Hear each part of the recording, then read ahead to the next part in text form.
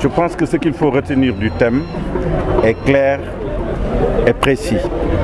C'est que nous avons demandé à tous les acteurs politiques pour 2019 de débattre, d'échanger dans la courtoisie, dans la sérénité et dans le respect mutuel.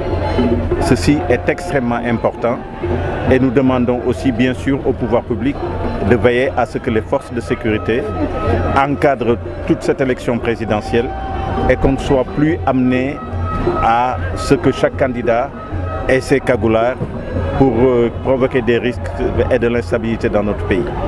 Et que tout cela, c'est la condition nécessaire, mais sine qua non pour qu'un dialogue de fond s'instaure sur les questions essentielles, où chacun pourra exprimer librement son opinion, son programme, son projet, quitte après à laisser au peuple sénégalais le dernier choix pour son destin. Le débat, il est sur tous les programmes. Un programme pour diriger une nation est un programme holistique. Donc on s'attend aussi bien à des aspects institutionnels qu'à des aspects qui touchent la réforme de l'État, au sens le plus large, en passant bien sûr par le programme économique, par la question du chômage, par la politique de jeunesse.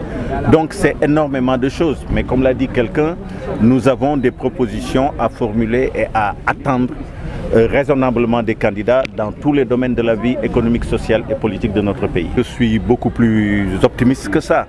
Oui, pour une raison simple, mais c'est que ce pays est un grand pays. Et nous nous en rendons compte donc à chaque fois que nous traversons des moments pareils. Nous avons eu des moments beaucoup plus difficiles dans l'histoire de notre pays et notre peuple a tout le temps su transcender ces situations-là. Donc encore une fois, il est normal que nous alertons, il est normal que nous mettons le doigt, il est normal que nous anticipions certaines choses. Mais ce que je veux dire, c'est que le peuple sénégalais, comme d'habitude, sera à la hauteur, prendra sa décision dans la sérénité, dans le respect, et les institutions continueront, et l'histoire de ce pays continuera. Mais sur la longue durée, 2019 n'est absolument rien par rapport à tout ce que notre pays a connu. Ce que j'ai dit est beaucoup plus complexe que ça. Mais ce que j'ai dit est très simple. J'ai dit que nous attendons des propositions de fond sur la réforme de l'État. Et qu'il ne s'agit pas de dire, quand je prendrai le pouvoir, je ferai fonctionner l'État. L'État, il faut le refonder, il faut le reconstruire. Et nous allons bien évidemment comparer, regarder les propositions des candidats sur la question essentielle qui est la question de réforme de l'État.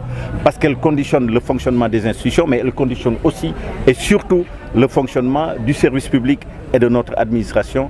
Et sur ces questions-là, nous ne voulons pas de cosmétiques, nous voulons une réflexion profonde, un débat profond sur les propositions que les uns et les autres feront. Mon point de vue, c'est que d'abord, ils ont leur point de vue, ils ont la liberté d'avoir leur point de vue.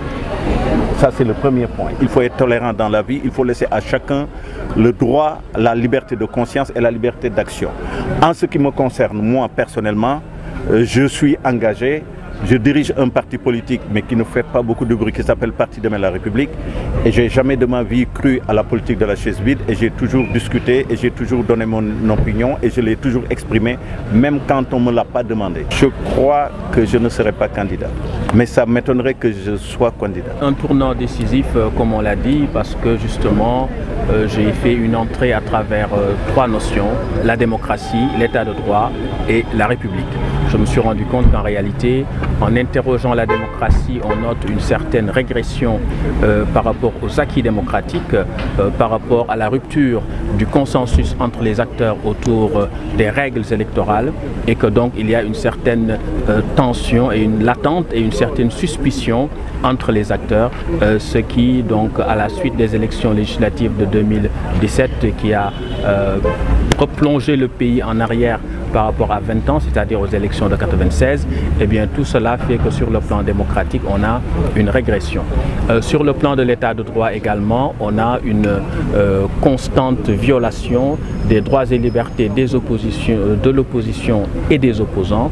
Et justement, cela également n'est pas de nature à assurer la paix et la stabilité, parce qu'en réalité, l'état de droit, c'est ce qui garantit la sécurité de tous les citoyens, y compris ceux qui aujourd'hui détiennent le pouvoir, parce qu'ils peuvent le perdre. C'est le jeu démocratique qui est ainsi fait, et que donc il faut préserver l'état de droit, préserver la sécurité qui est le premier des droits, qui est même le droit fondateur et je pense que cela me semble absolument important. L'autre concept que j'ai évoqué, c'est le concept de République. La République, c'est la chose de tous. Donc si la République est la chose de tous, il n'est pas normal qu'il y ait certains qui en profitent plus que d'autres ou certains qui en abusent au détriment des autres. Et ce qui appartient à tous doit être géré dans l'intérêt de tous. Voilà donc ces trois concepts à travers lesquels j'ai articulé mon intervention: État de droit, démocratie et république. Le peuple est un peu dans l'expectative pour le moment, mais il appartient aux acteurs politiques de créer les conditions d'expression de la volonté populaire et que cette expression de la volonté populaire se fasse de la manière la plus sincère, la plus loyale et la plus transparente. On a parlé d'une déclaration de Thiès, qu'elle se fasse aussi dans la paix, dans la sérénité, mais la paix et la sérénité supposent que tous les acteurs acceptent de jouer loyalement les règles du jeu. Je pense qu'il faut mettre en avant l'intérêt supérieur du Sénégal parce que c'est le Sénégal qui nous regroupe tous et nous aimons ce pays plus que tout.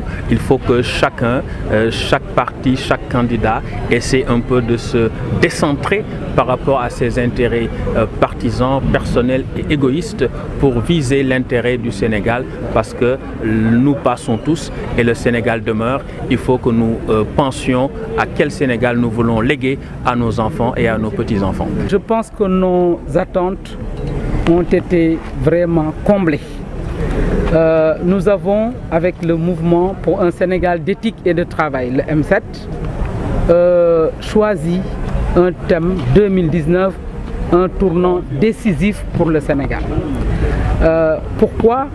Parce que, comme je l'ai dit au début du panel, aujourd'hui, notre pays est dans une situation un peu en fait délétère. La situation dans ce pays-là est délétère. Aujourd'hui, nous sommes dans un tourbillon où on ne parle pas de contenu, de questions de fond, mais de polémique, de politique politicienne. Dans un contexte pareil, où tout est remis en cause, je pense que le professeur est là. Nous avons eu deux grands panélistes que je remercie, le professeur Maurice Sidien John et l'ancien ministre El Hadji Ibrahima Sall, qui nous ont aujourd'hui, ils ont mis le doigt sur les défis et les enjeux, mais ils ont même mis le doigt sur les menaces dans ce pays-là. Et c'est pourquoi nous avons appelé toutes les composantes de la société à Thiès. Et même des gens sont venus de Dakar et d'ailleurs. On a invité toutes les sensibilités politiques. Si ceux qui sont du pouvoir ne sont pas là, ce n'est pas parce qu'on ne les a pas invités.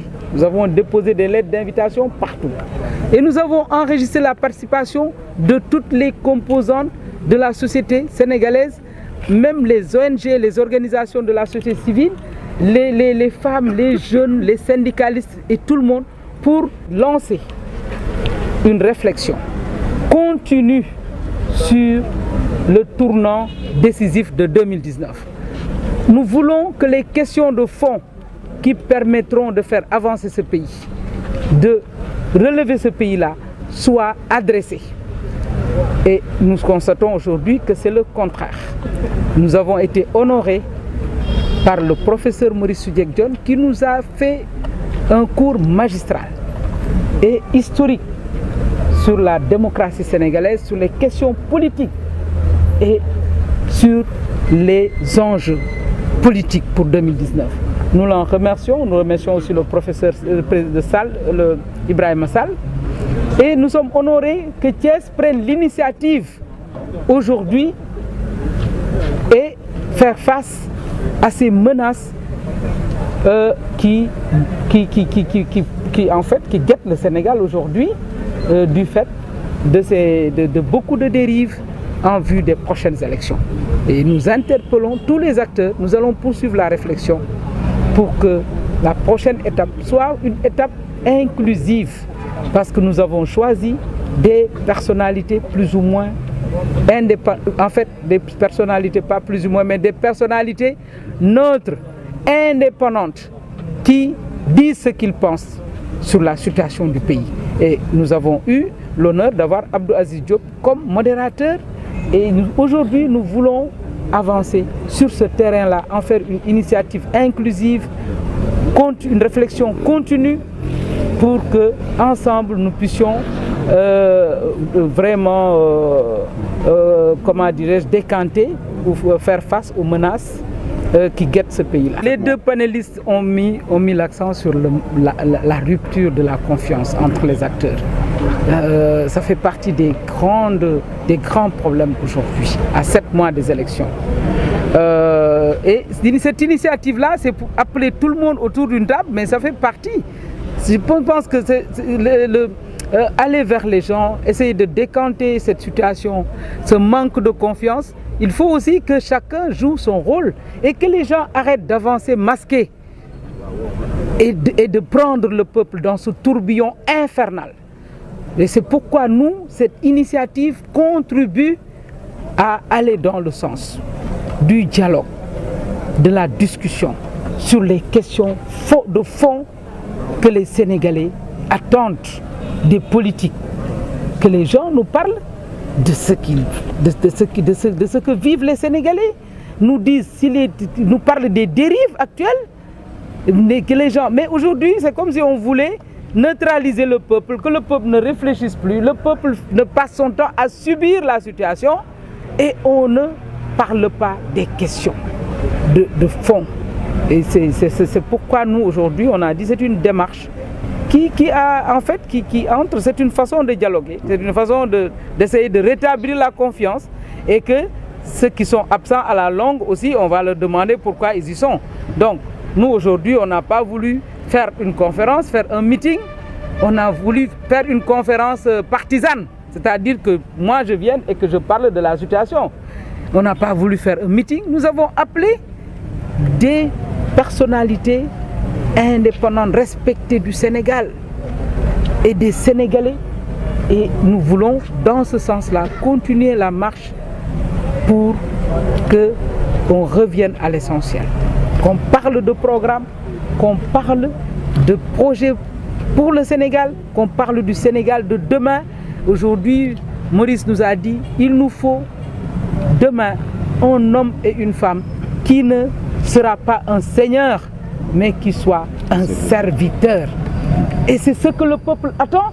Nous voulons que ce thème soit comme entraîne un déclic au niveau du peuple. Que le peuple sache que ce tournant sera décisif. S'il ne l'est pas décisif, parce que c'est positif, mais s'il ne l'est pas, ce serait dommage pour le Sénégal, avec toutes les ressources que nous avons sur le plan humain, sur le plan intellectuel, sur le plan économique. Et c'est ça l'objectif de cet exercice. Ce que nous venons de faire là, bonne réponse. Nous avons pris position pour le peuple et pour le Sénégal. C'est ça.